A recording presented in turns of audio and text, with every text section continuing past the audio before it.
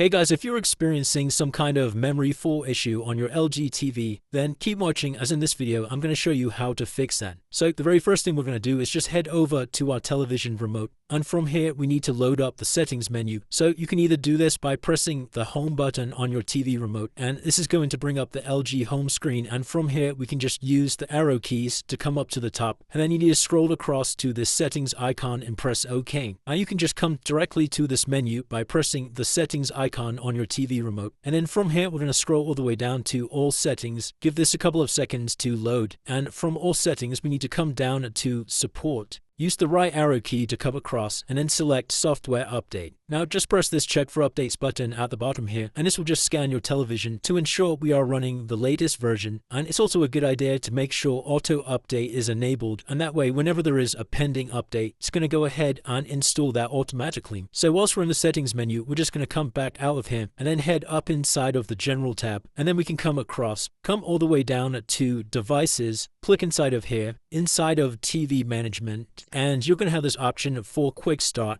Now, one way to save memory on your TV is to actually disable this quick start feature, because although it's effective for powering up your TV quickly, it does use a lot of memory, so we're just going to disable this option. And then we're just going to press the home button on our TV remote to come back over to the LG home screen. From our list of applications at the bottom down here, you're just going to scroll across, and we need to come over to the web browser, which is this application here, so just hit OK. Then come over to the three vertical dots in the top right hand side. Click on settings, and then we need to scroll all the way down, and you'll have this section at the bottom here for clear browsing data.